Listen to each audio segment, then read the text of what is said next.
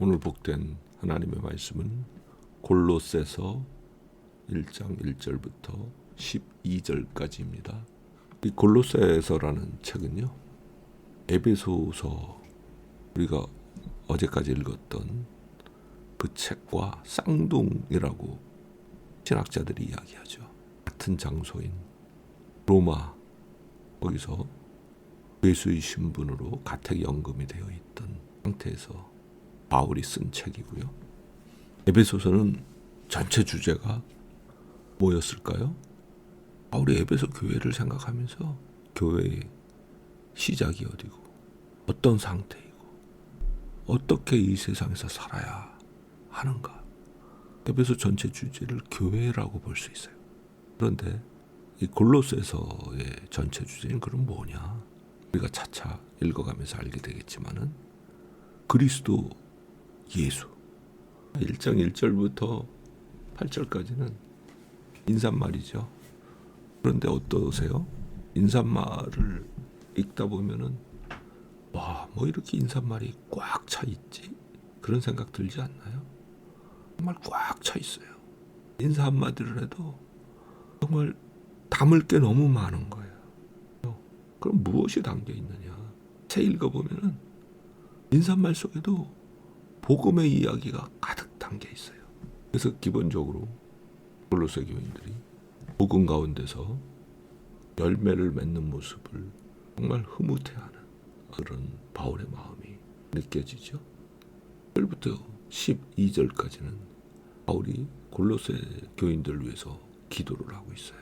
우리 이미 에베소서에서 바울이 에베소 교인들을 위해서 기도하는 그 부분을 읽었죠. 거기서 남은 인상이 뭐예요? 현실적인 문제보다 훨씬 더 긴급하고 중요하고 훨씬 더 현실적인 그런 영적인 지식, 하나님께 대한 지식, 그리스도의 사랑에 대한 지식을 너희가 알기를 원한다. 그런 마음으로 바울이 기도했던 것을 보았는데요. 여기서 골로새 사람들을 위한 기도도 좀 비슷하죠.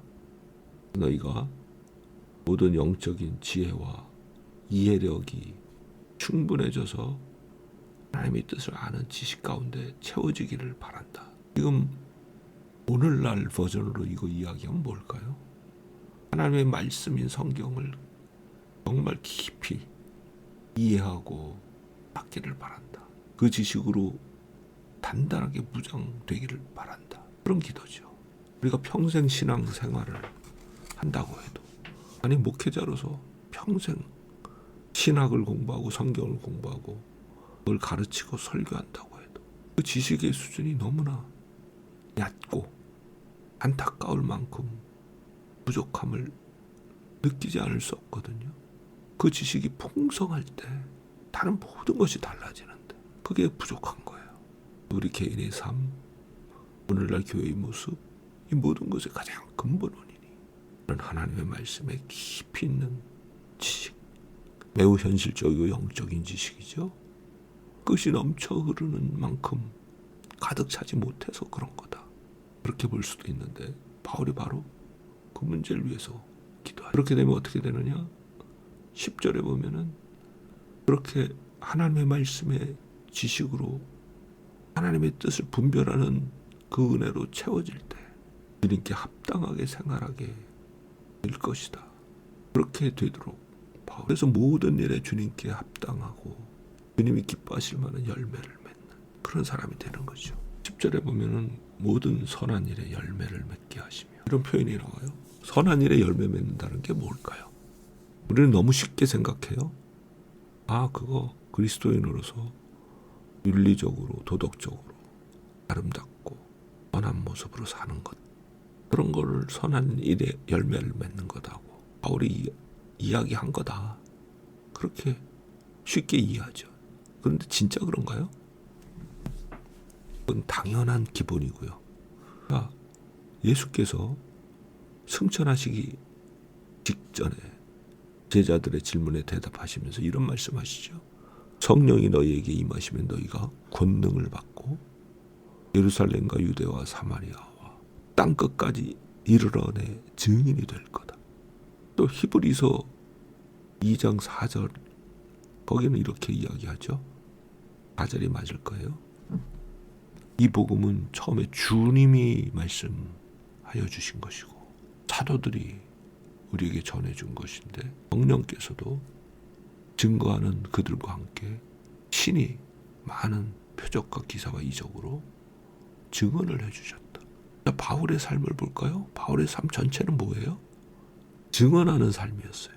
예수께서 왕되심을 증언하는 삶, 그리고 그에 합당한 열매가 계속해서 맺히는 삶.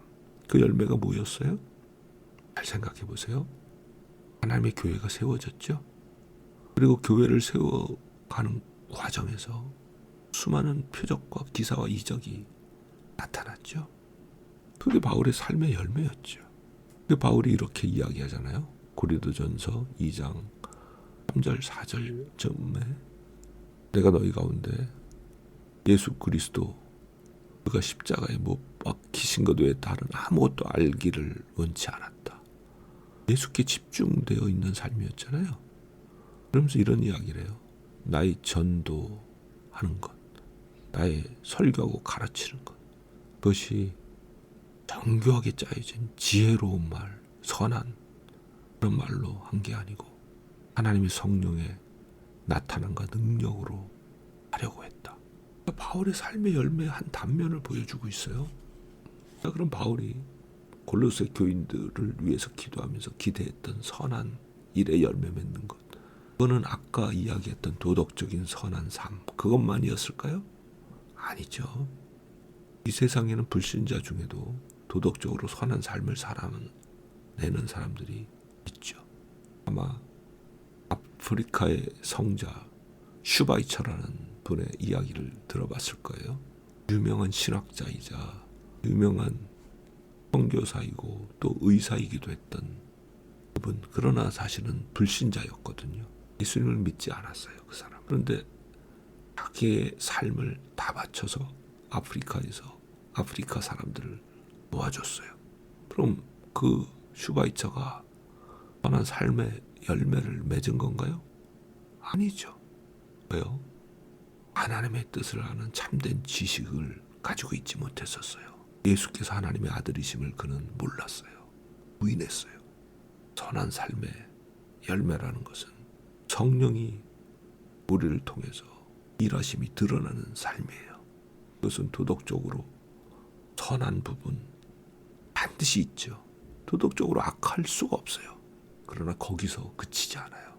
눌린 자를 자유케 하고 병든 자를 고치고 고통의 사슬을 풀어주고 그런 놀라운 하나님의 권능과 함께하는 삶, 그런 권능이 드러나는 삶, 그게 바로 선한 열매를 맺는 삶인 거죠. 그런 골로새 교인들의 모습을 위해서 바울이 기도했다. 오늘 이 바울의 기도, 선한 일의 열매를 맺는 아름답고 복된 하루가 되기를 바랍니다.